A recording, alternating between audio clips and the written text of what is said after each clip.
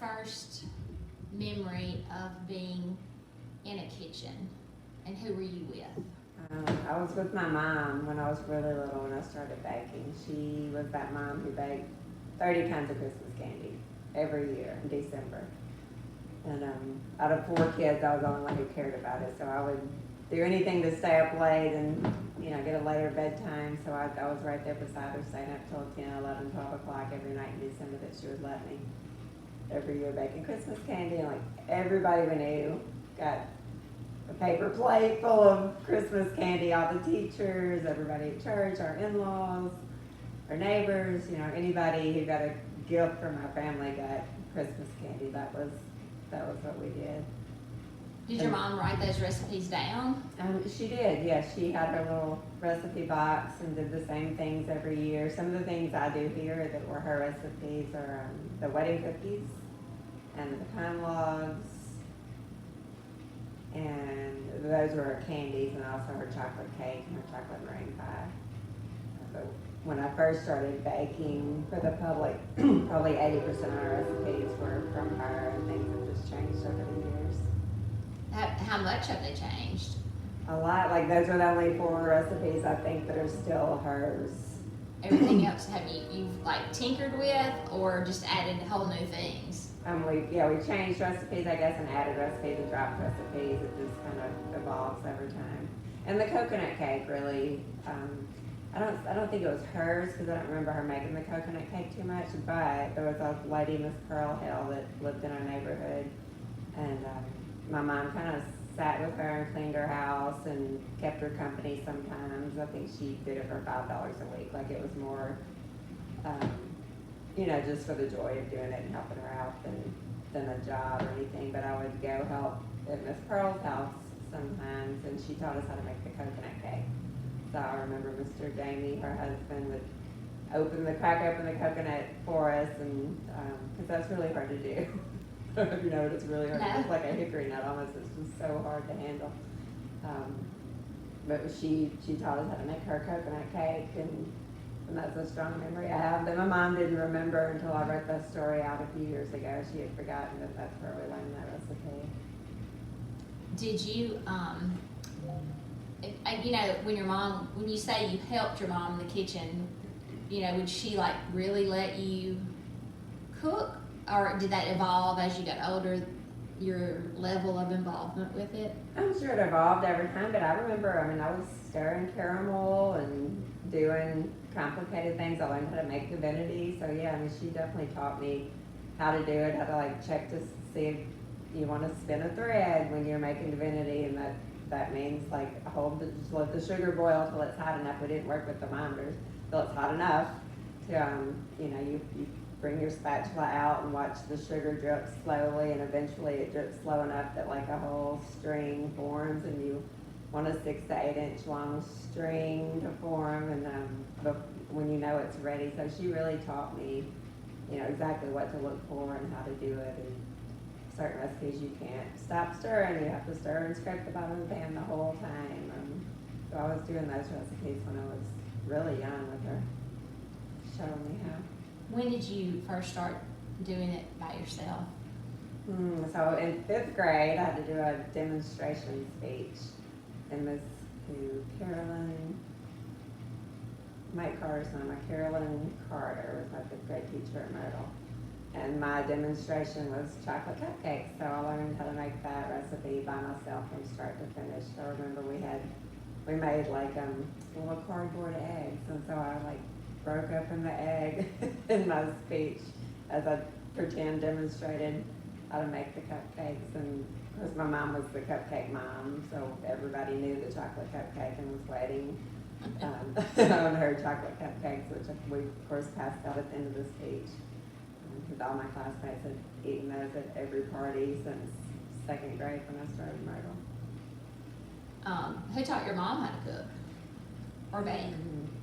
I think one of her grandmothers, now she says the other grandmother she were out of the kitchen, didn't really want anybody helping, but one of her grandmothers, and then my grandmother, her mother-in-law, Miss Stanford, taught her a lot too after she got married. So she didn't just grow up doing that Yeah, as a child like you did. not at all. Your mom still works with you? She does. She has arthritis now pretty bad, so last year, she transitioned to like a baker's assistant, and she trains caramelizers. So she'll do all the training and then kind of quality control on caramel cakes till she comes in the afternoons and makes sure that only, the best caramel cakes get wrapped if the icing's hard or anything like that. She marks those for the full moon sale and passes the other ones through for boxing and going into the freezer. And then in the morning, she comes in at 5 and helps do like the random setup jobs and makes cookies and does laundry and sips flour and makes boxes and things like that.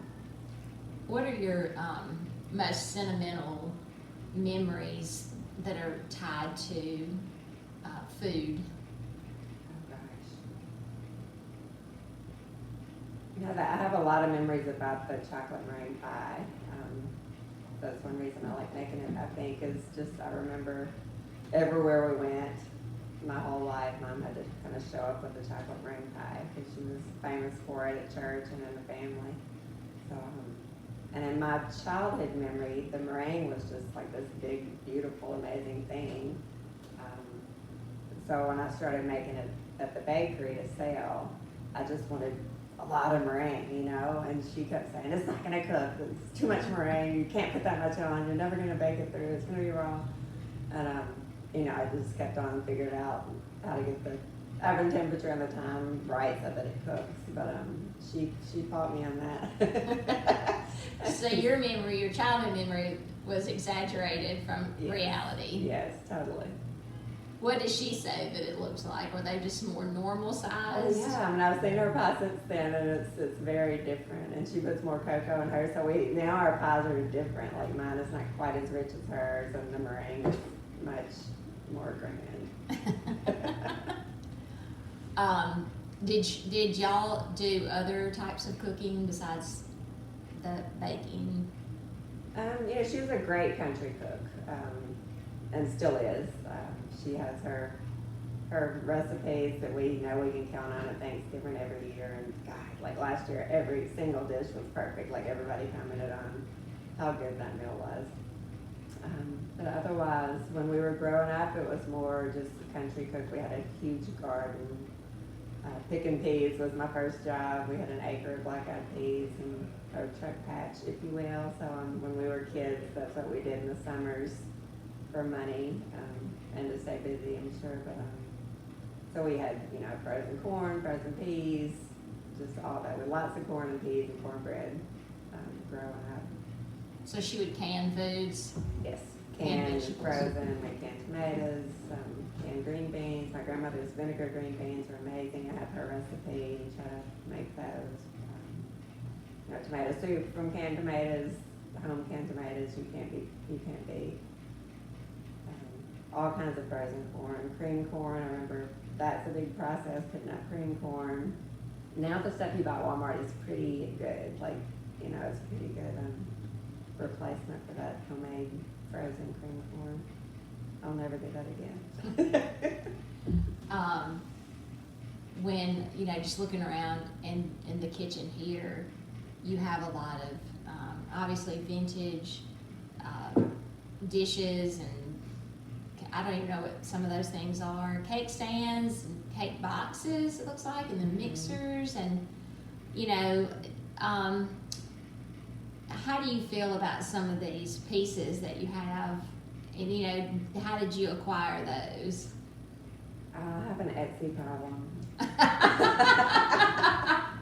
It's so easy to start a whole collection in one day now, so sometimes I do that. I decide I want to start collecting like the cake carriers. I kind of bought those all in a week. That's what those are? Mhm. Okay.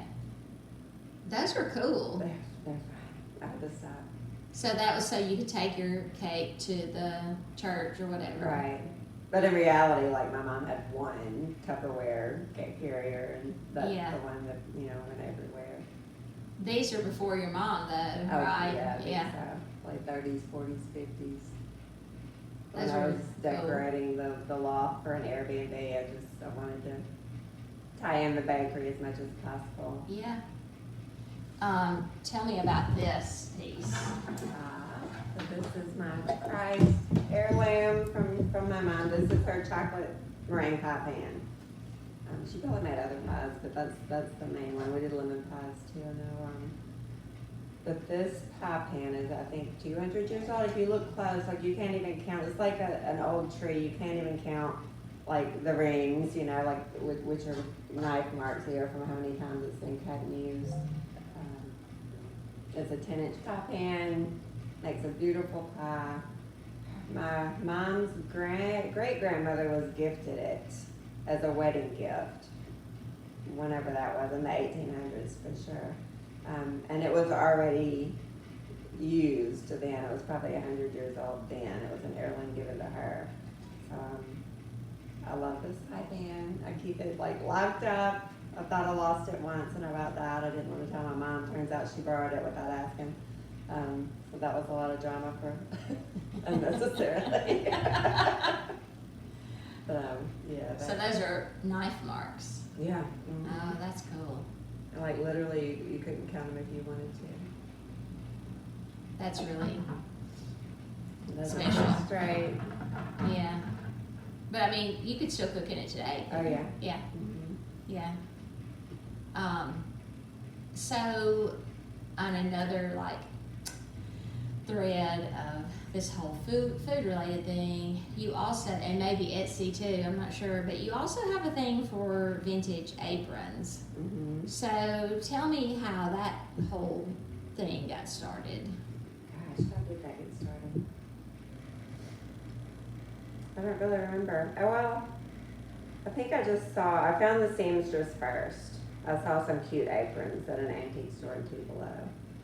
And I think I just had an idea that that'd be fun to design the aprons. I didn't really want to sew them, but just the designing looked like fun. So I probably got right on Etsy and started buying materials. I ended up kind of narrowing it down. It's just a great way to get my shopping habit literally every day without it being unnecessary. Like I can justify it, right? So every morning I check my notifications on eBay and Etsy when I have my coffee, I swear to God, on the front porch. And I just shop for vintage seersucker because I feel like that's such a nice southern fabric, you know. And it has to be like 36 inches wide. It has to be the really old seersucker. So I have to narrow it down. There's a lot of really great fabric out there. So I just have these parameters so I don't spend too much, honestly. So I buy vintage seersucker and then these vintage textiles that are hand embroidered and crocheted. And just then every once in a while I pull it all out of the bins and lay it out and design 20 or 30 aprons and send them to the seamstress. And she sews them up and returns them about 2 weeks later. And then you sell those? And then we sell those. Right now we just sell them in the store, but we have a new website launching very soon. Very soon. I've been saying that for a while. And they'll be online then as well. Well, I've seen those and they're really beautiful and so unique. It's so fun now. The more I do it, the more I spot what I want, like just really easily. I know not necessarily what will sell, but just what I like. I have a lot of the anthropomorphic, like little dancing vegetables and things like that I gravitate to for sure. Did you ever have anyone in your family that did that embroidered things like that, like tea towels? And I mean, some of your pieces are tea towels, right? Or did you ever know anybody who did that? My great grandmother did a lot of pillowcases. She embroidered pillowcases for all of us every once in a while, like little matching sets for our twin beds. But she's the only one, and my Aunt Carla does a lot of crochet. That's not her blanket. She's given me and Sylvie several blankets, so I used to have one up here. But that's really it. And I don't think I couldn't do it now because my hands are so compromised from overwork in the bakery. But my mom did some quilting when we were young, and sewing. She taught me to sew way before I went to home ec. So, you know, it was definitely part of the culture. Yeah. There's a girl here who does a lot of embroidery now. Really? Lauren Cornett. Yeah. She does a lot of that. And her husband is a graphic designer, so he'll do artwork, custom artwork for her sometimes to project onto the tea towel. And she's always given little gifts around the bakery of her embroidery. Oh, that's cool. And one of my good friends was doing it on a pair of jeans on our last road trip, like some holy jeans. Yeah. She would patch the jeans in the car and then like do cute little swirls and Oh, designs, wow. very free form embroidery Yeah. on her blue jeans. I might do something like that. Yeah. It's very just creative and not restrictive. at all. Yeah. No rules to it. Just, yeah. You also have a cookbook thing, obviously. I guess everybody who really likes to cook in some form or fashion has a cookbook. Obsession. That's a good way. That's a good way to say it. I really like to look for local community cookbooks when we're sourcing new recipes, or before COVID, when I was doing Test Kitchen Tuesday, which hopefully I'll bring back soon. That's always my go-to, is to the local church and school cookbooks, because those are the recipes we're going to really remember from our childhoods, because those are our neighbors, you know, who are bringing them to the potlucks at the church, and our aunts bringing them to holiday dinners and things like that. I feel like you really can connect with those recipes in a different way than just buying a new cookbook. Yeah. Well, you know, when you're talking about connecting and these special things like the cookbooks, I think about that a lot of the things that you sell at the bakery are also, they're very special items, you know, and a lot of them are used as gifts or, you know, condolences, or they show up at special occasions. Yes. You know, not that people don't eat it every day, because obviously they do, but, you know, you don't just break out the chocolate meringue pie on Tuesday night Right. at the house, you know. That's usually going to be for something special. Yeah. So do people ever say, you know, that, well, you know, we always have this at Thanksgiving. Yeah, We we've been- can't have Thanksgiving without your whatever. We do get those messages all the time now, and it's so cool that it's crazy for me to grasp like that people have grown up with it now, because we've been doing it so long. You know, I remember, say, what's her name? The youngest Prater girl was 4. Dr. Prater's youngest daughter, Lita Ann. Yeah. She was 4 years old when we opened here, and I don't know why I remember that. I just always remember. I think her mom told me she wanted to be a baker or something like that. So I just kind of watched her grow up, and now she's grown, you know, and I know she grew up here, and I hear other young people say the same thing, that they remember coming here as little children. That's still hard for me to grasp, because I guess I still think I'm 30 or something. But I'm not. And even with, like, we've been at Medica Market for over 20 years now in Seaside, so people have memories of that being their vacation treat, you know, their whole lives. And yeah, a lot of people get the same cake for their birthday every year, certain things for certain holidays. It's just part of their family tradition now, because it's just been going on for so long. So it's cool to get to be part of people's celebrations, you know. It is cool. How many years have you been in business? Since 97, so 27 years. Yeah. Yeah. I'm terrible at math. Yeah, that is cool that your traditions now have become other people's traditions. And do you have, I know you surely do have people who have worked with you at the bakery and learned, not necessarily your recipes and stuff, but do you feel like you've kind of helped other young people branch off into different adventures that are related to baking, you know, from being a part of this? You know, do you feel like there are people who have gone into other like food related occupations? God, I think I From- burned them all out. I don't know. Nothing's coming to mind. Ben Butler likes to bake bread now, but I don't think that has anything to do with us. Well, I mean, does he still work here? No. No? But that's our first wedding. Our first wedding, bakery wedding is happening next month. They met here, Yeah. working. A couple of college kids worked here together for years and then started dating. That's pretty special. I asked to walk her down the aisle, but they said Um, I guess they're gonna have Sugaree's cakes. no. I would say better. What made you start this business and that long ago, 27 years ago? Yeah. What was it? Well, kind of out of necessity, I guess. I got fired from my first real job. I've been working since I was 13, but my first real job after college, I was doing pharmaceutical sales and had a lead foot, so the insurance company didn't want to cover me. Actually, I didn't really disclose the speeding tickets during the interview, so 6 months later when the insurance was up for renewal, I got fired because they didn't want to cover me. And they were like, who's this girl? Get her out of here. So in that 6 months that I had that job doing pharmaceutical sales, I realized everybody has a budget for catering.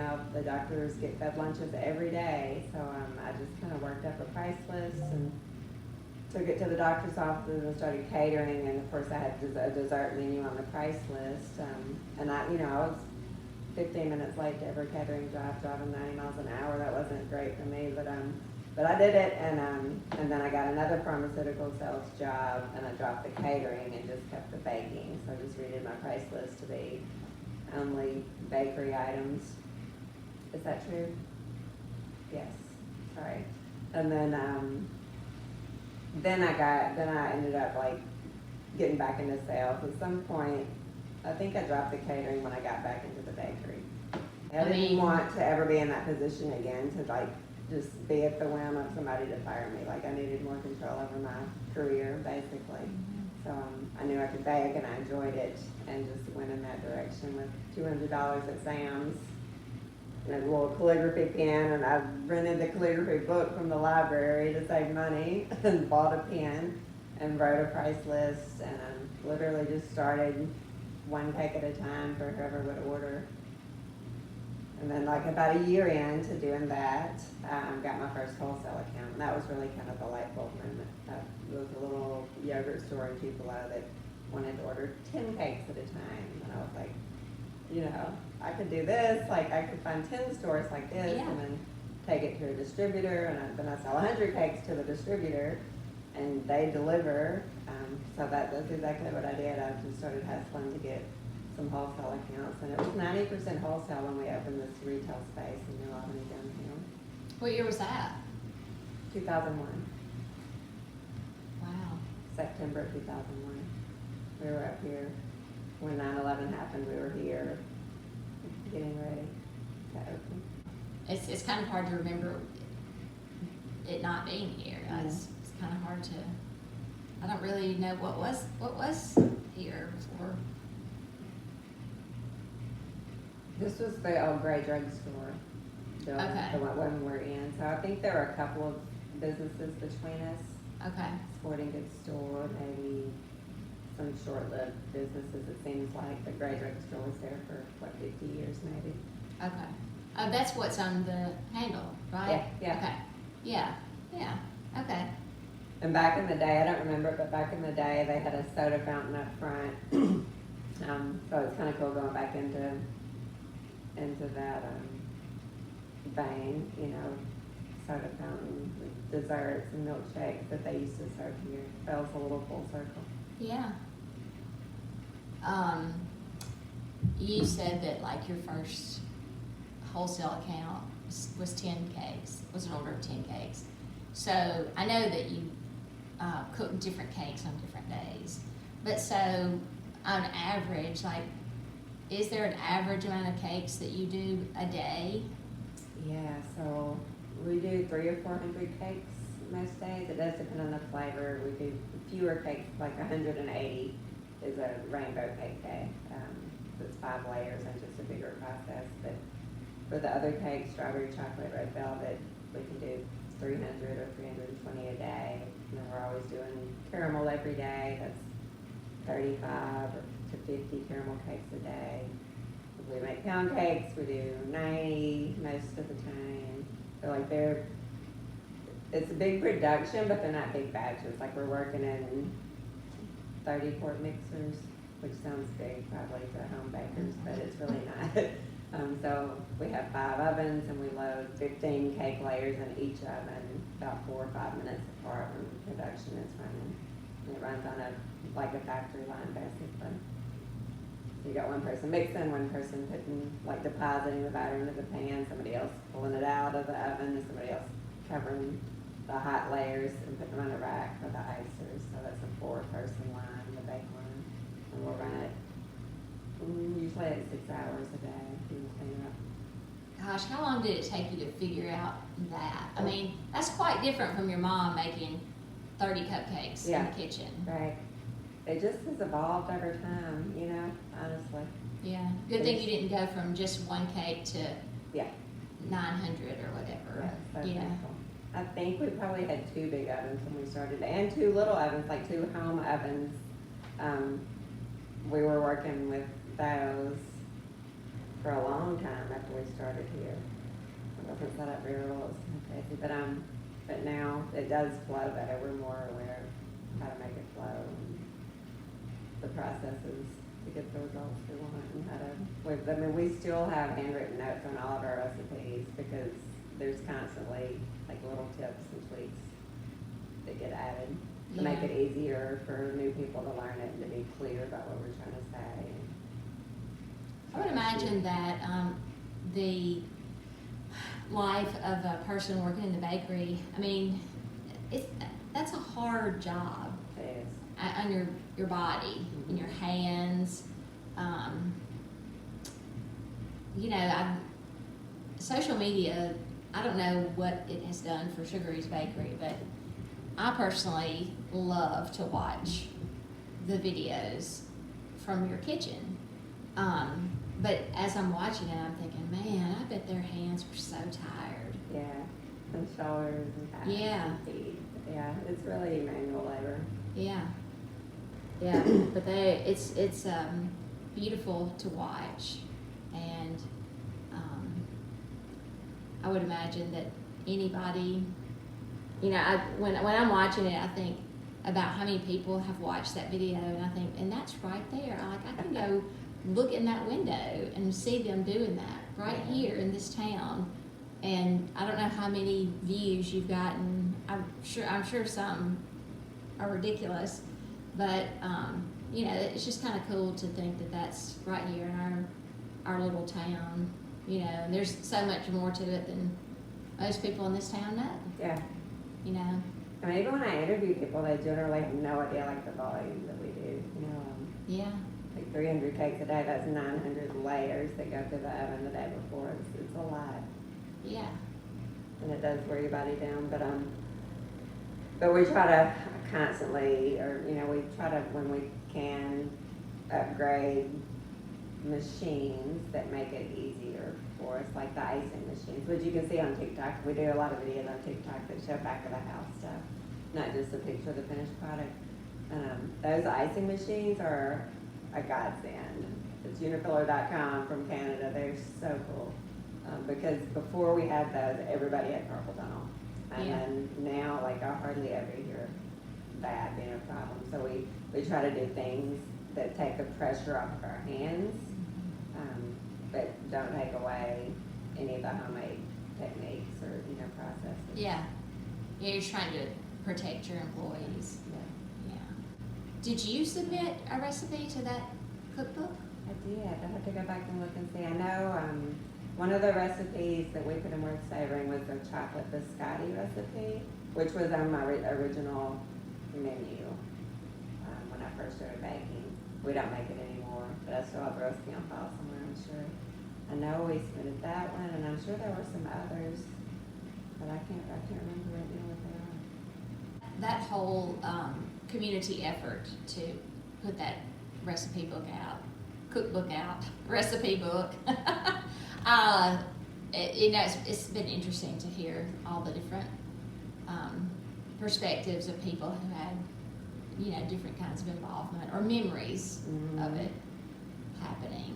I know my mother-in-law has a lot of recipes in there. She did big batch baking for the church back in the day when her kids were young, especially. So it's nice to have her recipes saved in there. She's, of course, passed them down to us too individually, but it's a nice reference that just goes straight to for her chicken and dressing or whatever.